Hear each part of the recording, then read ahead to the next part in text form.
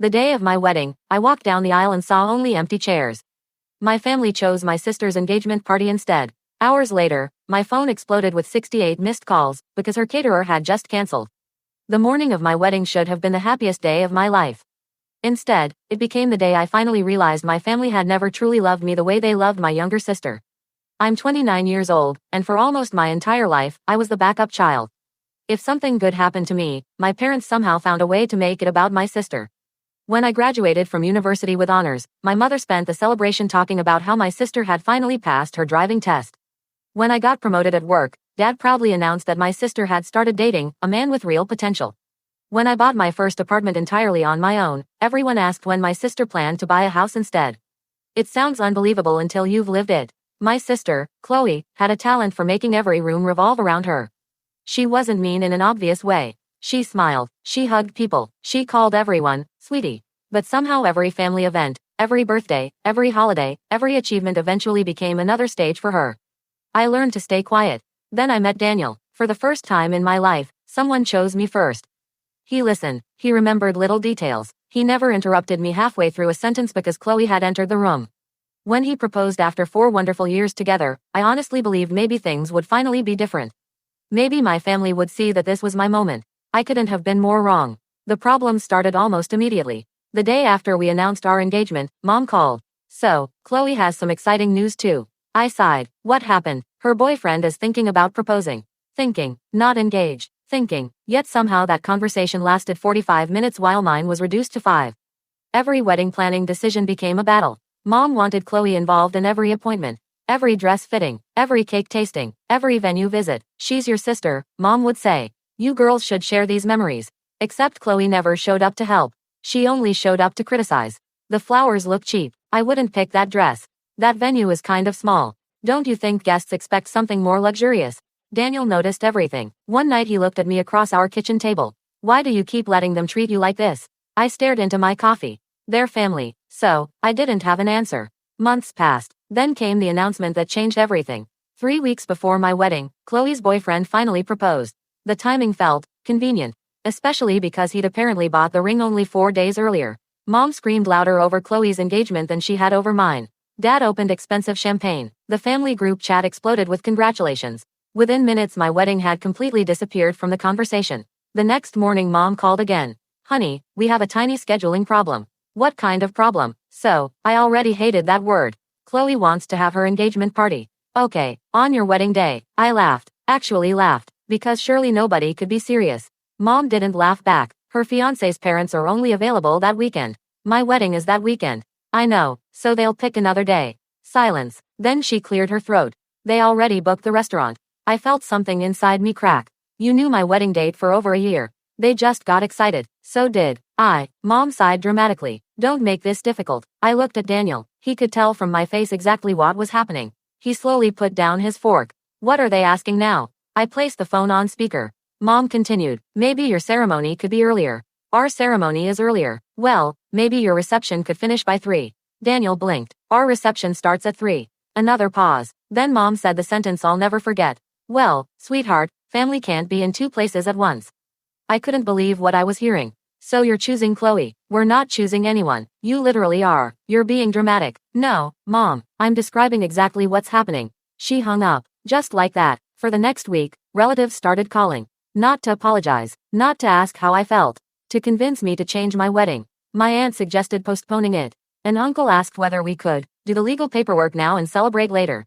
Even my grandmother told me, your sister's engagement only happens once. I wanted to scream. So does my wedding. Nobody seemed to hear me. By Wednesday our guest list started shrinking. One cousin canceled. Then another. Then 3 more. Every excuse sounded identical. We're so sorry. We promised Chloe. We'll send a gift. Eventually I stopped answering the phone. Daniel wrapped his arms around me that night. If nobody comes, I'll still marry you. I buried my face in his shoulder. I'm so embarrassed. You've done nothing wrong. It feels like I have. He kissed my forehead. Your family should be embarrassed. Not you. The morning of the wedding finally arrived. I kept expecting someone to call and say they'd changed their minds. Nobody did. The bridal suite felt strangely quiet. My maid of honor wasn't my sister. It was my best friend Emma. She had been more of a sister to me than Chloe ever had. Emma squeezed my hand. You ready? As ready as I'll ever be. Outside, guests were arriving. Mostly Daniel's side, his parents, his grandparents, his cousins, his coworkers, people who actually wanted to celebrate with us. The wedding coordinator walked in with an expression she was trying very hard to hide. "There's something you should probably know." My stomach dropped. "What?" She hesitated. "The bride's family section is almost completely empty." I took a deep breath. "How empty?" She looked at her clipboard. 3 people, 3 out of 47 invitations. My grandfather, my elderly great-aunt, and a cousin I'd barely spoken to in years. Everyone else had gone to Chloe's engagement party. I closed my eyes. For a second, I honestly considered leaving, running, canceling everything. Then Daniel's mother quietly entered the room. She walked over without saying a word. She took my hands. "You already have a family." I looked at her. She smiled through tears. "And today, we're all waiting to welcome you into it." For the first time all morning. I smiled. I picked up my bouquet, straightened my dress, and walked toward the aisle. I expected heartbreak. I expected humiliation. What I didn't expect was what happened less than 6 hours later. Because while my family was celebrating Chloe's engagement across town, their perfect party suddenly collapsed into absolute chaos. And before the first dance at my wedding had even ended, my phone began vibrating. Once, twice, 10 times, 20 times. By the time I finally looked at the screen, there were 68 missed calls. Every single one was from the family that had abandoned me. When I saw 68 missed calls, my first thought was that someone had died. My hands immediately started shaking. The calls were from my mother, my father, Chloe, 3 aunts, 2 uncles, 4 cousins, and even relatives who hadn't spoken to me in years. Mixed in with the calls were dozens of text messages. "Please answer. It's an emergency. We need your help. Call us immediately. Don't ignore your family." I stared at the screen in disbelief. Just 6 hours earlier, these same people had decided my wedding wasn't worth attending. Now suddenly they couldn't stop calling me. Daniel noticed my expression. "What's wrong?" I handed him my phone. His eyebrows shot up. 68 missed calls. That's impressive. I don't know whether to laugh or panic. Just then my phone rang again. "Mom." For a moment I considered rejecting the call. Instead, I answered and put it on speaker. Before I could say a word, Mom shouted, "Finally, why haven't you been answering your phone?" I blinked. "I've been getting married." "Oh, stop being sarcastic. We have a crisis." Not, "Congratulations." Not, "How was the ceremony?" A crisis. I looked at Daniel, who was trying very hard not to laugh. "What happened?" "Our caterer canceled." I waited. Surely there was more. "There was some kind of electrical problem at the restaurant this morning," Mom continued. "The kitchen failed inspection, and they shut everything down. They can't serve a single meal. So everyone's hungry." I almost dropped the phone. "That's why you've called me 68 times. Your caterer is already serving food at your wedding." I finally understood. Mom wasn't calling because she missed me. She wanted my wedding dinner. "You want my caterer. It would only be for a few hours." I actually laughed. Not because it was funny. Because it was unbelievable. "My wedding guests are eating that food. You don't need all of it." Daniel gently took the phone from my hand. "Mrs. Harper," he said calmly, "our guests absolutely do need the food we paid for." Mom ignored him. "There are only about 80 people at your wedding." "There are 94, Daniel corrected. "Whatever. Chloe has over 150 guests waiting." I couldn't believe what I was hearing. "So your solution is to leave my guests without dinner?" "It's just food." I took the phone back. "My wedding was just a wedding this morning, remember?" Silence. Then Dad got on the line. "Don't make this harder than it has to be." Harder. They skipped my wedding. Now I was making things hard. Dad continued. "Family helps family." I smiled. "No. What do you mean no?" "I mean no. You can't seriously be refusing." "I absolutely can." Mom's voice returned. "Your sister is crying." "She wasn't crying when she skipped my wedding." "You're being selfish." Those words hit me harder than they should have. Selfish. After spending my entire life giving into them. After changing birthdays, holidays, vacations, and celebrations so Chloe could be the center of attention. After accepting second place for nearly 30 years. Today, my wedding day, I was selfish.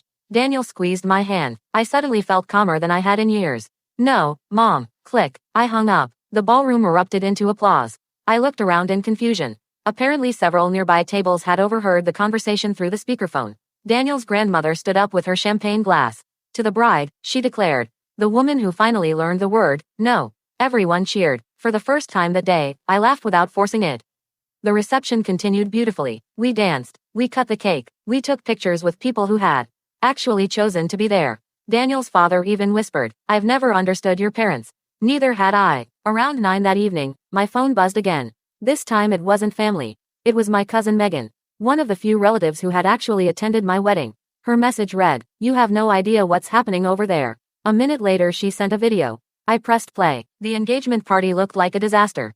Guests were standing around complaining. Children were crying because there wasn't any food. The restaurant staff were apologizing over and over. Someone had ordered a few pizzas, but they barely covered one table. People were leaving in groups. Then the camera turned toward Chloe. She was screaming, actually screaming. This is her fault. She pointed toward the camera. If she had shared her caterer, none of this would have happened.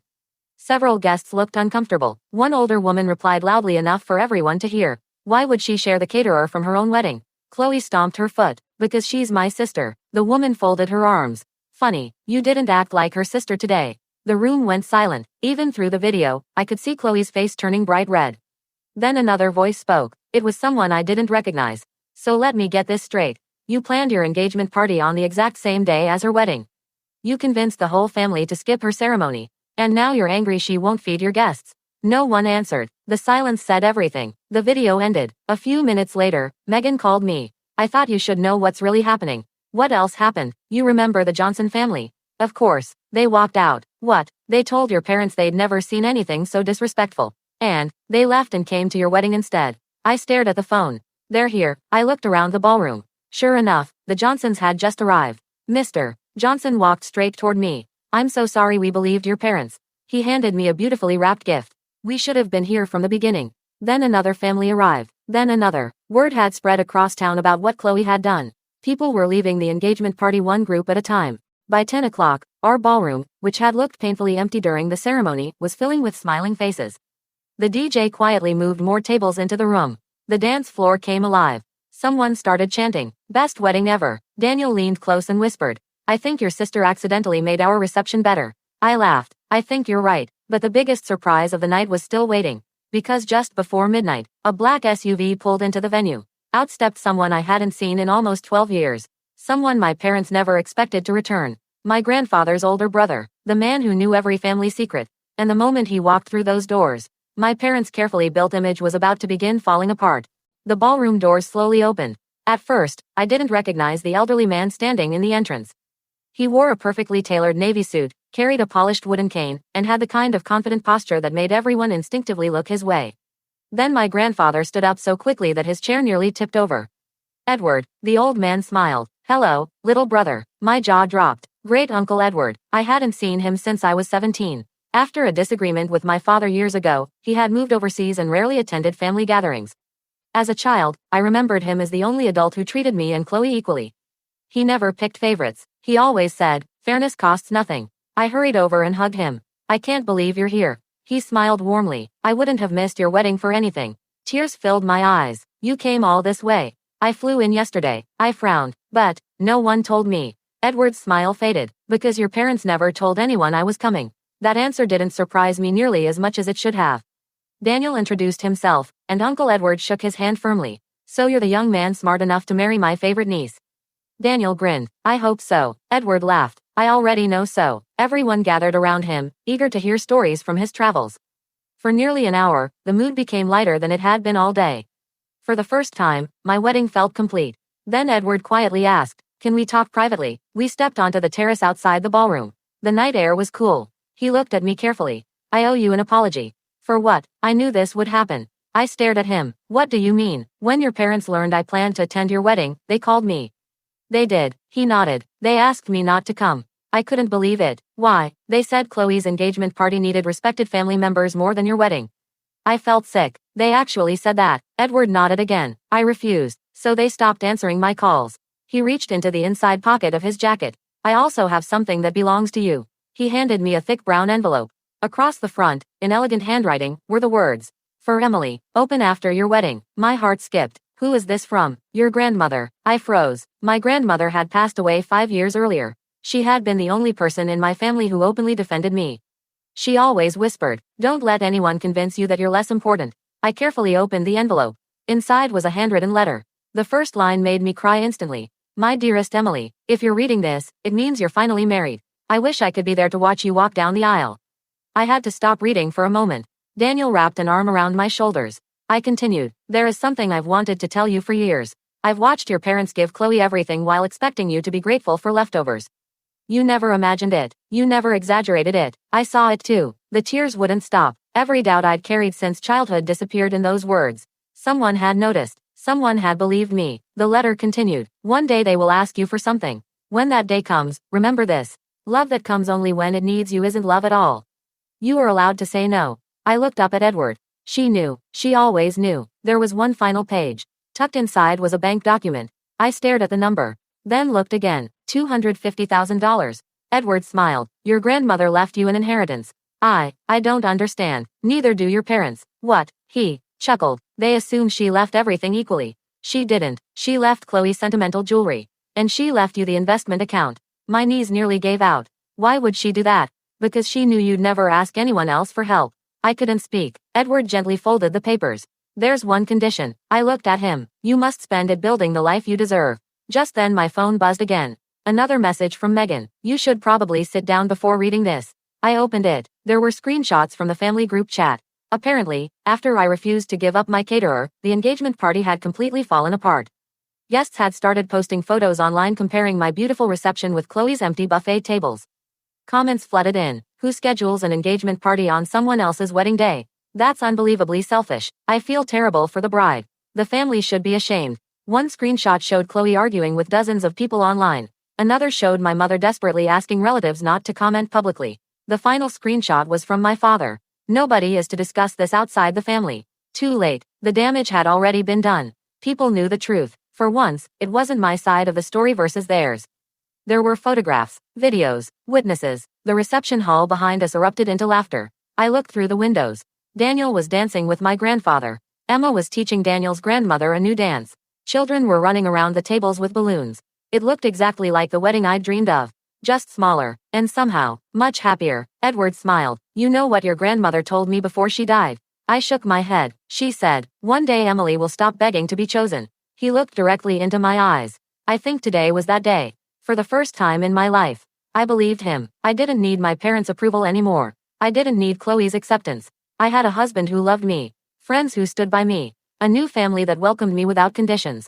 I thought the nightmare was finally over. I was wrong, because at exactly 8:15 the next morning, someone started pounding on the front door of our hotel suite.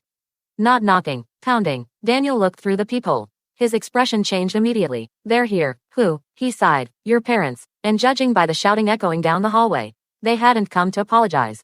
The pounding on the hotel suite door grew louder. Bang, bang, bang. Emily, open this door right now. It was my mother's voice. Daniel looked at me. You don't have to answer. For a moment, I considered pretending we weren't there. But after everything that had happened, I was tired of hiding. I took a deep breath and unlocked the door. Before I could say a word, Mom pushed past me into the suite. Dad followed behind her. Chloe came in last, wearing sunglasses even though we were indoors. She had clearly been crying. Mom crossed her arms. I hope you're happy. I blinked. About what? You humiliated this family. I almost laughed. I did. Dad slammed a newspaper onto the coffee table. The front page of the local section featured a photo from my wedding. The headline read, Bride celebrates despite family choosing sister's engagement party. Another article online had gone viral overnight. People across social media were criticizing my parents for abandoning one daughter to celebrate another. My mother pointed at the article. This is because of you. I looked at her in disbelief. I didn't write it. You could have stopped people from talking. I didn't ask anyone to post videos. Dad's face turned red. Our phones haven't stopped ringing. Neither did mine yesterday, I replied calmly. Remember the 68 missed calls? Neither of them answered. Chloe finally removed her sunglasses. Her mascara was smeared, and her eyes were swollen. My fiancé's parents are furious. I folded my arms. Why? They said our engagement party made us look selfish. I stared at her. You planned it on my wedding day. It wasn't supposed to turn out like this. What exactly did you think would happen? She opened her mouth but couldn't answer. For years, Chloe had always expected everyone else to adjust their lives around hers. This was the first time the world hadn't cooperated. Mom sat on the sofa dramatically. You need to fix this. I laughed. No. She looked stunned. What do you mean, no? I mean exactly that. Dad stepped closer. The Johnson family left Chloe's party and came to your reception. They made their own decision. You encouraged it. I didn't even know they were coming until they arrived. Mom pointed a finger at me. You've turned everyone against us. I shook my head. No, you did that yourselves. The room fell silent. Those 6 words hit harder than any argument. Daniel stood beside me without saying anything. He didn't need to. Just knowing he was there made me feel stronger. Chloe suddenly burst into tears. I just wanted one special day. I couldn't believe what I'd heard. One special day. You've had every special day. She frowned. What does that mean? For the first time in my life, I decided to say everything I'd kept buried for years. When I graduated, everyone celebrated your driving test. When I got promoted, Dad talked about your boyfriend. When I bought my apartment, Mom asked when you'd buy one. When I got engaged, all anyone could talk about was when you might get engaged. When I planned my wedding, every decision became about you. And then, I looked directly at both of my parents. You skipped my wedding. No one spoke. I continued. I walked down the aisle looking at 44 empty chairs. Mom quietly looked away. I kept wondering what I'd done wrong. My voice cracked. Then I realized, I'd done nothing wrong. You made your choice. And yesterday, I finally made mine. Dad's shoulders slumped. For the first time, he didn't have an argument. Then Chloe said something that surprised everyone. I didn't think you'd actually go through with the wedding. The room became completely silent. I stared at her. What? She looked embarrassed. I thought. She hesitated. I thought you'd postpone it. You thought I'd cancel my wedding because you got engaged. She nodded slightly. It wasn't arrogance. It was genuine belief. She had spent her entire life watching everyone rearrange their plans for her. She assumed I would too. I suddenly understood something. This wasn't entirely Chloe's fault. My parents had created this version of her. Every time they rewarded selfish behavior. Every time they chose her over me. Every time they expected me to sacrifice. They had taught her that she was entitled to it. Mom started crying. We were only trying to keep the peace. I looked at her. No, you were keeping Chloe happy. There's a difference. Dad finally spoke. So, what happens now? I took Daniel's hand. Now, we go on our honeymoon. And after that, I live my life. Mom stood up. So you're just cutting us off?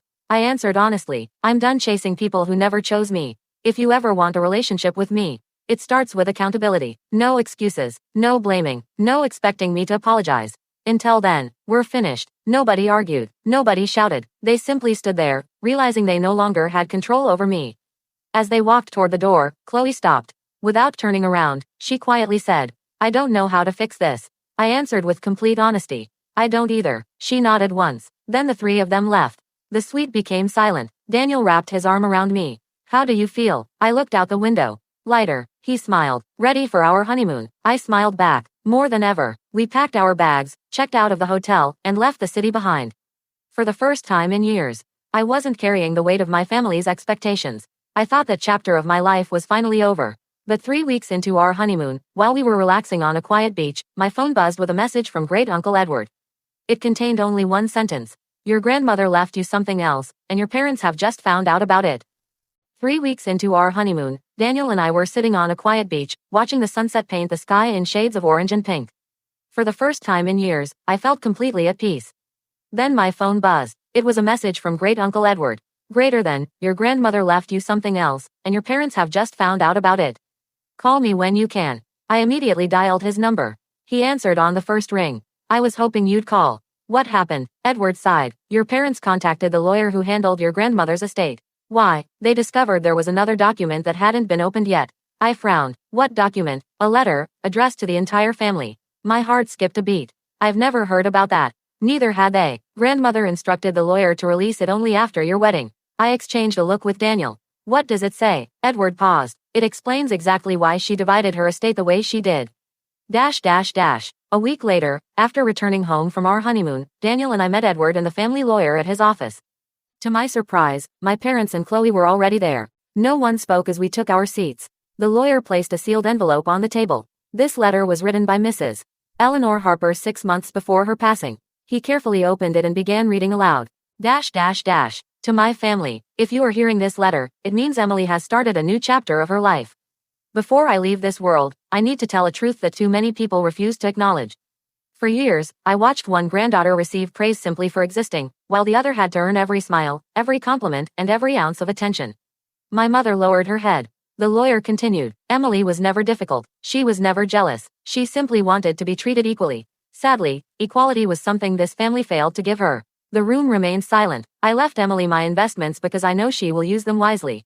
I left Chloe my jewelry because she always valued appearances more than responsibility. Chloe's eyes filled with tears. The lawyer continued reading. This decision is not a punishment. It is the consequence of choices made over many years. Love cannot survive where favoritism is allowed to grow. Then came the final paragraph. If my family truly wants Emily back in their lives, they must first learn to love her without asking her to sacrifice herself. Only then will they deserve a second chance. The lawyer folded the letter. The room was completely silent. For several minutes, nobody moved. Finally, Dad spoke. I didn't realize. I looked at him. You didn't realize because you never wanted to. He nodded slowly. There was no anger in his face anymore. Only regret. Mom wiped away tears. I thought we were treating both of you fairly. Edward quietly shook his head. No, you were protecting one daughter while neglecting the other. No one argued with him. Because no one could. Then Chloe stood up. She walked over until she was standing directly in front of me. I'm sorry. I stayed silent. She continued. I've been thinking about everything that happened. I kept telling myself everyone was overreacting. But after reading Grandma's letter, she took a shaky breath. I realized I wasn't just spoiled. I was selfish. I expected everyone to rearrange their lives for me. And I never once asked how that affected you. Tears rolled down her cheeks. I'm ashamed of who I became. For the first time, her apology didn't sound rehearsed.